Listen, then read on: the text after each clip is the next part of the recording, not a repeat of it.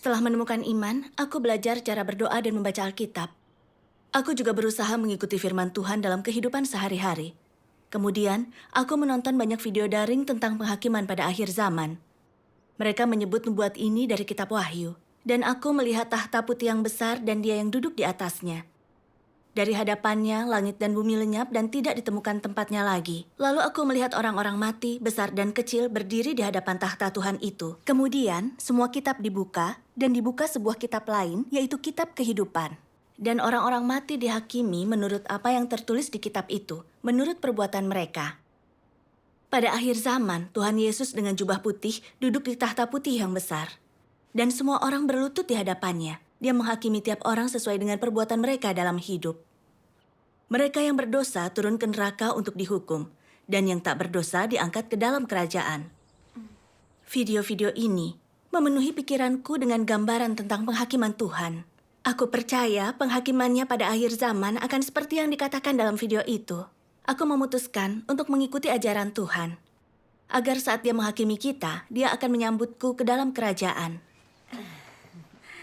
Pada tahun 2004, Indonesia mengalami tsunami mengerikan yang menewaskan 200.000 orang lebih. Aku menyadari ini adalah murka Tuhan. Dan dia memperingatkan kita bahwa hari penghakiman akan segera tiba.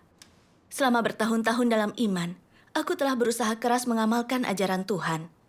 Tetapi aku tidak bisa menerapkan firman-Nya atau mencintai orang lain seperti diriku sendiri. Saat mendengar ibu mertuaku mengkritikku di depan adik iparku, aku marah. Dan aku membencinya karena itu. Aku mendambakan kekayaan dan mengikuti tren duniawi. Alkitab mengatakan, karena itu jadilah kudus sebab aku ini kudus.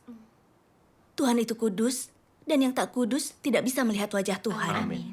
Namun aku selalu berbuat dosa dan mengaku, dan tak pernah membebaskan diriku dari dosa. Akankah Tuhan menghakimiku dan mengirimku ke neraka? Jadi, aku bertanya pada beberapa pendeta bagaimana memecahkan masalah dosa. Mereka berkata, selama kita berdoa kepada Tuhan dan mengaku serta bertobat, Dia akan mengampuni dosa-dosa kita. Akan tetapi, ini tidak menyelesaikan masalahku. Aku tetap berbuat dosa dan mengaku. Setiap kali berbuat dosa, aku merasa takut. Tuhan akan datang pada akhir zaman untuk menghakimi kita satu demi satu berdasarkan tindakan kita. Jika terus berbuat dosa, aku akan dihakimi dan dikutuk. Bagaimana aku bisa masuk ke kerajaan? Aku merasa sangat cemas. Pada Februari 2018, suamiku mulai bergabung dalam pertemuan daring. Dia terlihat sangat bahagia setiap hari dan menjadi lebih terlibat dalam imannya. Ini membuatku penasaran tentang apa yang mereka bahas dalam pertemuan itu. Suatu hari, suamiku berkata, Tuhan Yesus telah datang kembali sebagai Tuhan yang Maha Kuasa. Dia melakukan pekerjaan penghakiman. Saat itu, aku tercengang. Jika Tuhan Yesus telah datang kembali, Dia akan duduk di tahta putih yang besar di langit, menghakimi kita satu persatu. Pemandangan ini belum pernah terlihat. Jadi bagaimana mungkin penghakiman akhir zaman sudah dimulai? Saat aku katakan ini pada suamiku, dia hanya tertawa dan berkata, pekerjaan penghakiman Tuhan pada akhir zaman bukanlah seperti yang kita bayangkan. Tuhan telah datang ke bumi dalam daging, dan Dia mengungkapkan kebenaran untuk menghakimi kita. Keraguanku tumbuh dan aku berpikir, bagaimana Tuhan menghakimi kita dengan mengungkapkan firman? Aku tak pernah mendengar pendeta atau penatua mengatakan hal itu. Karena suamiku baru menerima pekerjaan Tuhan yang Maha Kuasa pada akhir zaman, dia kurang bisa menjelaskannya. Jadi dia memintaku menemui orang-orang dari gereja Tuhan yang Maha Kuasa. Awalnya aku tidak mau. Tetapi mengingat suamiku adalah orang yang bijaksana dan tulus imannya, bahwa dia percaya Tuhan telah datang kembali dan melakukan pekerjaan penghakiman, aku pikir dia pasti punya alasan bagus. Untuk mengetahui apakah Tuhan benar-benar telah datang kembali, aku setuju untuk ikut pertemuan mereka. Dalam sebuah pertemuan, Saudari Liu dari gereja memberikan persekutuan tentang pertanyaanku. Penghakiman tahta putih yang besar dalam kitab Wahyu adalah penglihatan yang dilihat Yohanes di Pulau Patmos. Yang menubuatkan pekerjaan Tuhan pada akhir zaman itu tidak menunjukkan fakta pekerjaannya. Kita tidak bisa memahami nubuat ini dengan gagasan dan imajinasi kita. Alkitab mengatakan, ketahuilah ini, terlebih dahulu, tidak ada nubuat dalam kitab suci yang berasal dari penafsiran pribadi. Karena nubuat itu datang bukan karena kehendak manusia, tetapi orang-orang kudus Tuhan berbicara ketika digerakkan Roh Kudus. Kita harus memiliki hati yang takut akan Tuhan jika menyangkut nubuat. Nubuat berasal dari Tuhan dan bersifat misterius. Jadi hanya Tuhan yang bisa menunjukkan artinya. Amin. Orang baru memahaminya setelah nubuat itu tergenapi. Jika kita menafsirkannya secara harfiah, kita akan cenderung membatasi pekerjaan Tuhan dan menyinggung Tuhan. Benar. Orang Farisi mengikuti arti harfiah dari kitab suci. Membayangkan Mesias akan lahir di sebuah istana dan akan berkuasa. Namun yang terjadi justru sebaliknya. Tuhan bukan hanya tak lahir di istana, tetapi lahir di palungan sebagai anak tukang kayu. Dan dia tidak benar-benar berkuasa. Orang Farisi berpegang teguh pada gagasan mereka dan menolak mengakui Tuhan sebagai Mesias. Mereka bisa melihat firman dan pekerjaannya, memiliki otoritas dan kuasa, dan itu berasal dari Tuhan. Tetapi mereka tetap menentang dan mengutuk Dia. Mereka pada akhirnya menyalibkan Tuhan. Mereka menyinggung watak Tuhan, serta dikutuk dan dihukum oleh Tuhan. Benar. Kita harus belajar dari orang Farisi dan tak coba memahami nubuat dan membatasi pekerjaannya dengan gagasan kita sendiri. Iya. Aku pikir yang dikatakan saudari ini sangat mencerahkan dan itu sesuai Alkitab. Nubuat datang dari Tuhan dan pikirannya lebih tinggi dari pikiran manusia. Hikmatnya juga lebih tinggi dari hikmat manusia. Amin. Hanya Tuhan yang tahu detail bagaimana nubuat akan digenapi. Bagaimana manusia bisa memahami pekerjaan Tuhan. Benar. Aku tidak boleh membatasi pekerjaan Tuhan dengan gagasanku sendiri. Aku bertanya kepada saudari itu. Kau bersaksi Tuhan telah berinkarnasi dan datang ke bumi pada akhir zaman, mengungkapkan kebenaran dan melakukan penghakiman. Apa arti dari hal ini? Apa hubungannya ini dengan penghakiman tahta putih yang besar di dalam Alkitab? Saudari itu melihat ayat-ayat ini di dalam Alkitab. Dan aku melihat malaikat lain terbang di tengah-tengah langit, membawa Injil kekal untuk diberitakan kepada mereka yang tinggal di bumi dan kepada seluruh bangsa, kaum, bahasa, dan suku. Katanya dengan suara nyaring, takutlah akan Tuhan dan berikan kemuliaan padanya, karena saat penghakimannya sudah tiba.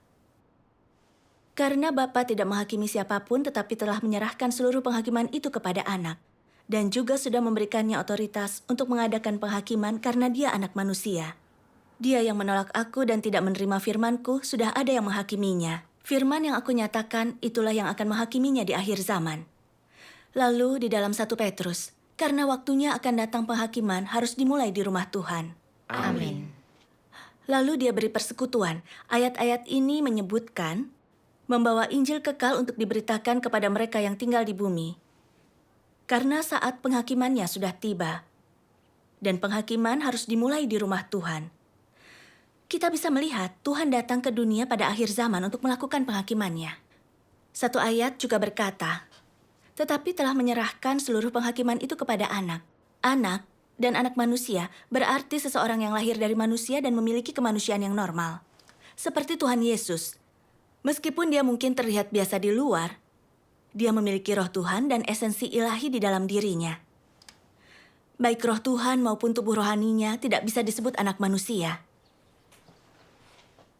Ayat-ayat ini membuktikan bahwa Tuhan akan berinkarnasi sebagai anak manusia pada akhir zaman untuk mengungkapkan kebenaran dan melakukan penghakiman. Dan penghakiman ini dimulai dengan rumah Tuhan. Artinya mereka yang mendengar suara Tuhan dan datang ke hadapannya akan dihakimi terlebih dahulu. Kemudian, dia membaca kutipan dari firman Tuhan yang Maha Kuasa.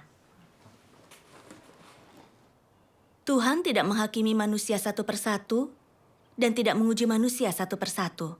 Melakukan itu bukanlah pekerjaan penghakiman. Bukankah kerusakan semua manusia itu sama? Bukankah hakikat semua manusia itu sama?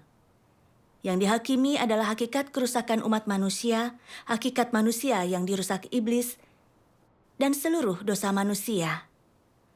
Tuhan tidak menghakimi kesalahan manusia yang remeh dan tak penting. Pekerjaan penghakiman bersifat representatif dan tidak dilakukan secara khusus untuk orang tertentu. Ini adalah pekerjaan yang menghakimi sekelompok orang untuk mewakili penghakiman atas seluruh manusia. Dengan melakukan pekerjaannya secara pribadi atas kelompok orang, Tuhan dalam daging menggunakan pekerjaannya untuk mewakili pekerjaannya atas seluruh manusia. Setelah itu, pekerjaan ini bertahap menyebar. Demikian juga pekerjaan penghakiman. Tuhan tidak menghakimi sekelompok orang tertentu, tetapi menghakimi kefasikan umat manusia, penentangan manusia terhadap Tuhan, sikap tidak hormat atau gangguan mereka terhadap pekerjaannya, dan seterusnya. Yang dihakimi adalah hakikat penentangan manusia terhadap Tuhan, dan pekerjaan ini adalah pekerjaan penaklukan pada akhir zaman. Pekerjaan dan firman Tuhan yang berinkarnasi yang disaksikan manusia adalah penghakiman akhir zaman di hadapan takhta putih yang besar yang dipahami manusia di masa lampau. Pekerjaan yang sedang dilakukan Tuhan yang berinkarnasi adalah penghakiman di hadapan takhta putih yang besar. Amin. Syukur kepada Tuhan. Aku bacakan yang selanjutnya. Baiklah. Pekerjaan penaklukan saat ini dimaksudkan untuk memperjelas hal yang akan menjadi kesudahan manusia. Mengapa aku berfirman bahwa hajaran dan penghakiman hari ini adalah penghakiman di hadapan tahta putih yang besar di akhir zaman? Tidakkah engkau mengerti ini? Mengapa pekerjaan penaklukan adalah tahap terakhir? Bukankah untuk mengungkap akhir yang menanti tiap jenis manusia? Bukankah ini dalam proses pekerjaan penaklukan hajaran dan penghakiman, semuanya menunjukkan corak aslinya dan dikelompokkan menurut jenisnya? Alih-alih menaklukkan manusia, lebih baik dikatakan ini mengungkap akhir yang menanti tiap jenis manusia. Ini tentang menghakimi dosa dan menunjukkan berbagai jenis manusia. Dengan demikian, memutuskan apakah mereka jahat atau benar. Setelah penaklukan, selanjutnya adalah memberi upah yang baik dan menghukum yang jahat. Orang yang sungguh-sungguh taat yang telah ditaklukkan akan ditempatkan pada tahap penyebaran pekerjaan Tuhan berikutnya ke seluruh alam semesta. Yang tidak ditaklukkan akan ditempatkan dalam kegelapan dan ditimpa malapetaka. Lalu manusia akan dikelompokkan menurut jenisnya. Orang jahat dikelompokkan bersama yang jahat tanpa pernah lagi mendapat sinar matahari. Orang benar dikelompokkan bersama yang baik untuk menerima terang dan hidup selamanya dalam terang itu. Amin.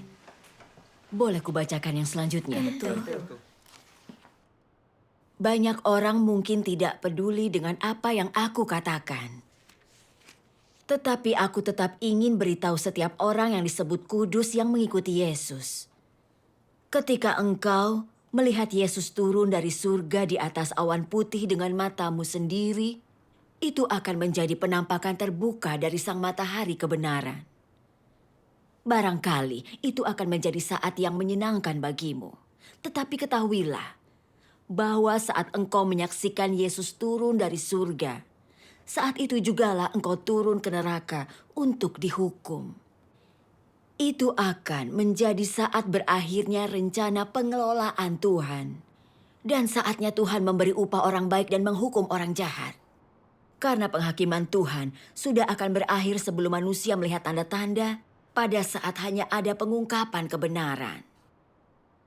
Mereka yang menerima kebenaran dan tidak mencari tanda-tanda sehingga mereka disucikan akan kembali ke hadapan tahta Tuhan dan masuk ke dalam pelukan Sang Pencipta. Hanya mereka yang bersikeras percaya bahwa Yesus yang tidak datang di atas awan putih adalah Kristus palsu akan menerima hukuman abadi. Karena mereka hanya percaya kepada Yesus yang menunjukkan tanda-tanda, tetapi tidak mengakui Yesus yang menyatakan penghakiman yang berat dan menunjukkan jalan kehidupan sejati. Jadi, hanya dengan cara itulah Yesus membereskan mereka pada saat Dia secara terbuka datang kembali di atas awan putih. Mereka terlalu keras kepala, terlalu percaya diri, terlalu congkak. Bagaimana mungkin orang-orang yang tidak berakhlak itu bisa diberi upah oleh Yesus? Amin. Syukur kepada Tuhan. Lalu saudari itu memberikan persekutuan. Tuhan tak melakukan penghakimannya pada akhir zaman seperti yang kita bayangkan. Dengan semua orang berlutut, dan Tuhan menunjukkan dosa kita satu persatu. Lalu memutuskan kita naik ke surga atau turun ke lautan api. Jika Tuhan menghakimi dengan cara ini, takkan ada yang dianggap layak memasuki kerajaan. Benar. Kita dirusak sangat dalam oleh iblis dan dipenuhi watak iblis. Jadi setelah beriman pada Tuhan, kita bisa melakukan perbuatan baik, bertindak baik, menyebarkan Injil dan bekerja keras untuk Tuhan. Tetapi dalam diri kita masih ada natur berdosa. Kita masih terus berdosa dan mengaku tak bisa memelihara ajaran Tuhan. Benar. Saat Tuhan tidak melakukan yang kita inginkan, kita menyalahkan Dia. Demi kepentingan dan gengsi pribadi, kita berbohong dan curang. Saat kepentingan kita terpengaruh, kita membenci orang dan membalas dendam kepada mereka. Alkitab berkata, tanpa kekudusan tidak ada manusia yang bisa melihat Tuhan. Bisakah orang-orang berdosa seperti kita masuk ke kerajaan surga?